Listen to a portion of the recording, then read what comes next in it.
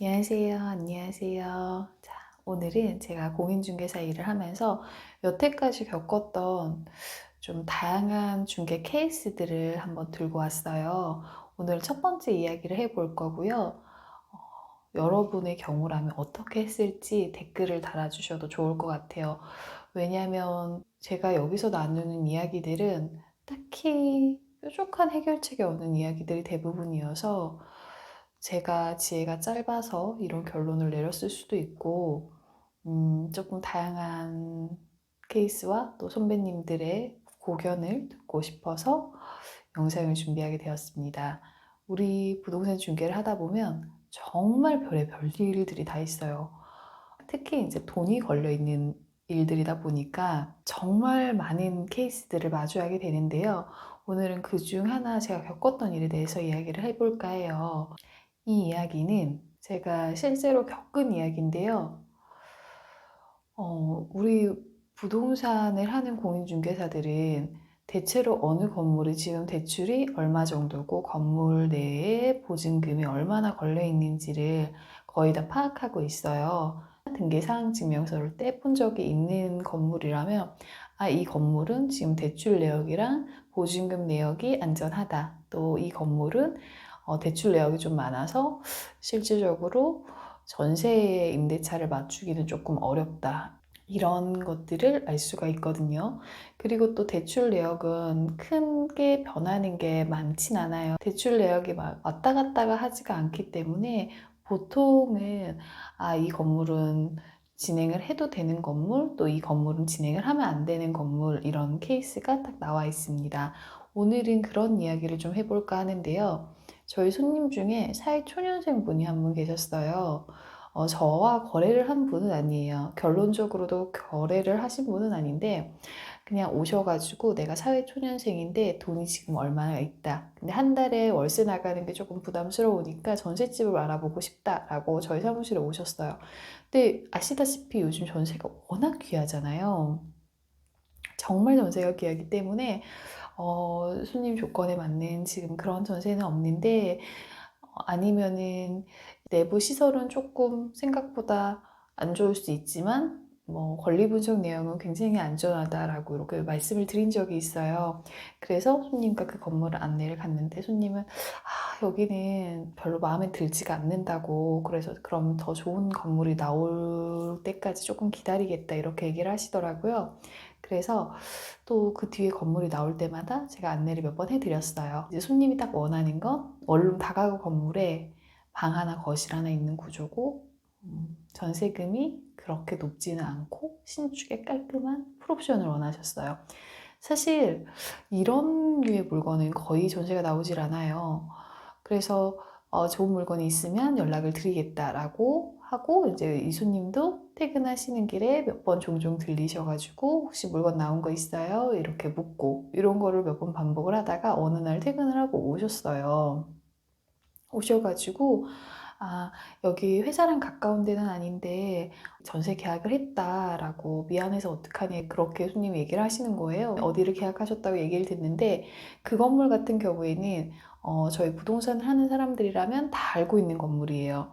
물론 가까운 거리는 아니지만 그 건물의 대출 내역이 어느 정도인지, 그리고 또 전세 보증금 반환이 어렵다는 걸로 화두가 된 적이 있는 건물이어서 암암리에 알고 있는 건물이었거든요. 저는 그 얘기를 듣자마자 가슴이 철렁했죠. 거기에 계약을 하셨구나. 왜냐면 거기가 집이 예뻐요. 집이 예쁘고 시세보다 저렴합니다. 여러분, 예쁜데 시세보다 저렴하고 모든 것을 만족하는 집은 없어요. 그래서 이 손님이 집 보고 너무 예뻐서 바로 계약을 하신 거예요.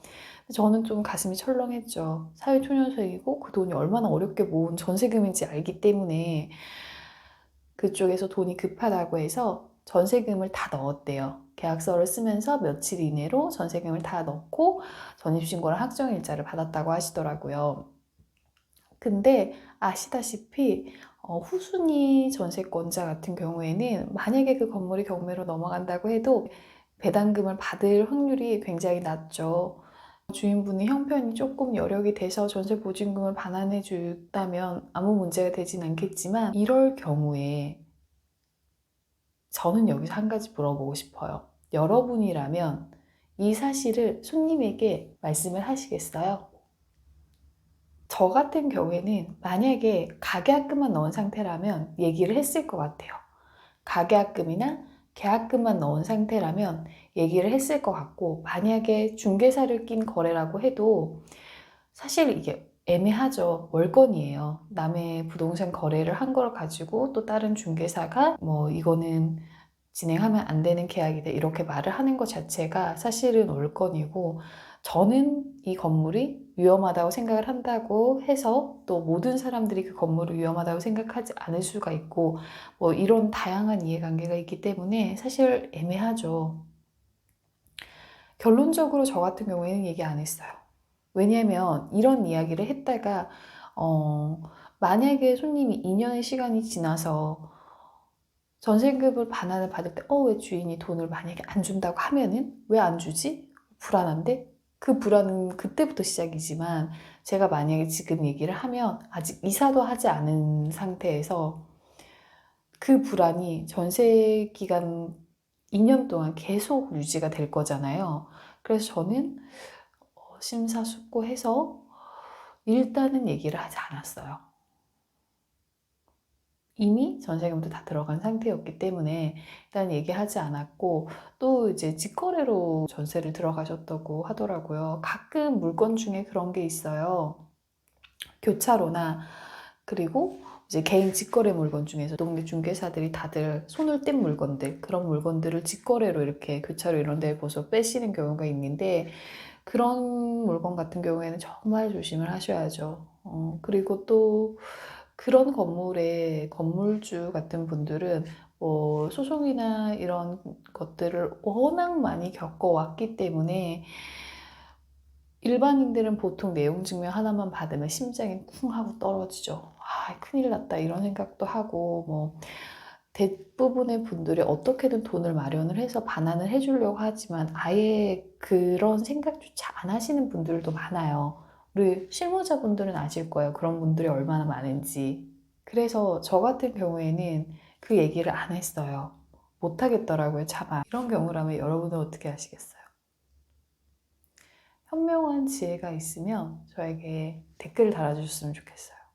제가 이거를 몰랐으면은 그냥 그렇구나 하고, 제가 나중에 전세 나왔어요 라고 연락을 드렸어 대답이 없고 제 연락을 받지 않으시면 그냥 뭐 다른 데 구하셨나 보다 라고 넘어갔을 텐데, 또 너무나 착하게 저희 사무실 오셔서 이렇게 고생을 해줬는데 제가 다른 집을 계약하게 됐어요 라고 또 얘기를 해주시니까 더 마음이 쓰이고 좀 그렇더라고요. 첫 번째 얘기는 여기까지고, 두 번째 이야기가 있어요. 자, 이 이야기도 제가 실제로 겪은 이야기고요. 저희 동네에 불법 건축물이 들어간 주택이 있었어요. 근데 사실 이제 오래된 주택가 같은 경우에는 불법 건축물이 암암리에 많아요. 정말 많죠. 근데 그 주택이 정말 급매로 나왔어요. 불법 건축물이 있는 주택이지만 정말 급매로 나왔는데, 원래 가격에 비해서 한 매매가가 30% 정도 낮춰질 만큼 정말 급매라서, 어느 정도로 사람들의 화두에 올랐었냐면 이런 주택이 이 가격이라고? 라고 해서 정말 멀리서도 찾아오셨어요. 멀리서도 찾아서 보고, 그래서 꽤 화두가 된 주택이에요. 이 주인분 사정이 굉장히 급했기 때문에. 근데 이분도 개인간 직거래로 이 집을 여기저기 막 광고를 올리세요. 정말 벽보도 붙이고 다니고, 그리고 교차로도 올리고, 막 인터넷에도 올리고, 이렇게 했어요. 근데 이 주택이 불법 건축물이 있는 주택이었는데, 이 불법 건축물을 제거하기가 굉장히 애매한 상태였어요. 이 불법 건축물을 제거를 하려면 건물을 다시 부수고 짓는 수밖에 없는 주택이었는데, 그러기에는 건물이 너무 견고한 상태였기 때문에, 그래서 주인분이 그거를 감안해서 원래 시세에서 더 저렴하게 내놓은 상태였고, 또 거기에다 급매매라서 정말 매물을 저렴하게 내놓으셨단 말이에요. 이 주택을 매수 희망하시는 분이 이거를 보고는 사실 그 사람은 다 알고 있어요. 그래서 정말 터무니없는 가격을 요구를 했어요.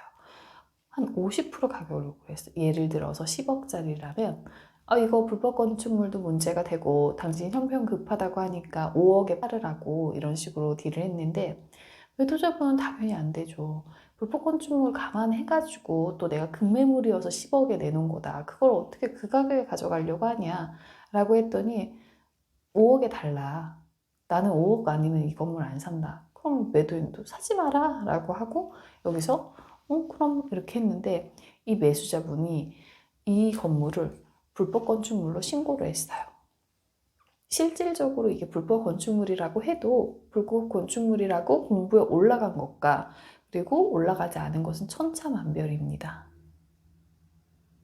우리 불법 건축물 이행강제금 이런 것들은 우리 중개사 시험 공부하셨던 분들이라면 다들 알고 계실 거예요.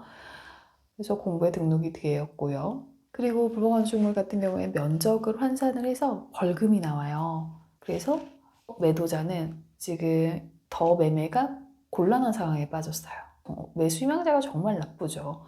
그리고 나서 나중에 매수 희망자가 찾아가서 지금 이제 불법 건축물로 등재가 됐으니까 나한테 그렇게 해줄지 그랬냐 이런 식으로 얘기를 하셨다고 하더라고요. 진짜 세상에 다양한 사람들이 많죠. 저는 이 얘기 들으면 굉장히 안타까운데 또 만약에 그 사이에 직거래가 아니라 공인중개사가 껴 있었다고 한번 생각을 해보세요. 공인중개사가 손님이 지금 이게 사실 불법 건축물이 있긴 한데 굉장한 급매물로 나왔어요 라고 해서 사실을 고지를 하고 손님을 모시고 갔어요. 근데 매수자가 이 건물이 너무 마음에 든 거야. 너무 마음에 들어서 매도자한테 이거 불법 건축물이니까 얼마 깎아주세요 라고 요구를 했어요. 그럼 매도자는 그건 안 된다 라고요. 그래? 너 불법 건축물인데 나 이거 안 깎아줘? 라고 해서 신고를 했어요. 만약에 이 경우 매도자는 그냥 얌전히 아이고 집 보여주시냐 고생하셨습니다 라고 공인중개를 내버려 둘까요? 어떻게 생각하세요? 실무에서는 정말 이런 일이 비일비재하게 일어나요. 또 정말 다양하게 일어나죠. 여러분이 그 매도자 입장이었다면 공인중개사가 데려온 매수 희망자 때문에 내 건물이 불법 건축물에 기재가 됐어요. 그러면 보통의 매도자라면 내가 잘못한 거니까 내 건물이 불법 건축물이니까 매수 희망자가 신고를 하는 건 당연한 걸 거야. 이렇게 생각을 하시겠어요? 여러분이라면? 정말 한 끗 차이인데 이렇게 생각을 해보면은 또 마음이 다르고 또 다르게 생각해 보면은 또 마음이 다르죠. 이게 중개의 장점이자 단점입니다. 저는 개인적으로 매일 새로운 사람을 만나고 새로운 케이스들을 볼 수가 있어서 굉장히 재밌게 일을 하고 있는데 이런 일이 가끔 튀어나오면은 정말 어찌 할 바를 모르겠어요. 물론 다행히도 이 거래에서는 중개사가 끼어있진 않았어요. 그래서 매도 희망자가 저한테 상담을 오신 거예요. 지금 이 상황인데 이걸 어떻게 하면 좋겠냐라고. 여러분이라면 어떻게 할 것 같아요? 여러분이 공인중개사의 입장이라면. 만약에 그 안내를 나갔던 공인중개사의 입장이라면. 아니면 여러분이 매도자 입장이라면 어떻게 하시겠어요? 오늘 제가 좀 심란한 이야기를 했죠. 그냥 많은 분들이 중개를 되게 단면적인 면만 보고 얘기를 하시는 것 같아서 조금 다양한 케이스의 얘기들을 오늘 좀 들고 왔어요. 근데 이런 일들이 정말로 흔합니다. 왜냐하면 사람 사는 이야기고 또 돈과 연결되어 있는 거기 때문에 만약에 이 이야기가 반응이 좋으면 제가 다른 2탄 이야기를 들고 오고요. 반응이 없다면 제 마음속에 묻고 저만 아는 걸로 그렇게 하겠습니다. 뭐 재밌는 썰 같은 거 있으면 풀어주세요. 같이 공유해요. 자, 오늘은 딱 2가지 이야기를 해봤고 사실 다른 분들이 어떻게 생각할지 궁금해서 이야기를 하고 있어요. 어떻게 생각하시는지 댓글 달아주시면 너무 감사하겠습니다. 제가 원래 막 구독, 좋아요 이런 거 간지러운 그런 걸 못 참는 성격이라 그런 거는 안 하는데 어떻게 생각하시는지 댓글 꼭 달아주셨으면 좋겠어요. 그러면 오늘은 여기까지 할게요. 여러분 안녕.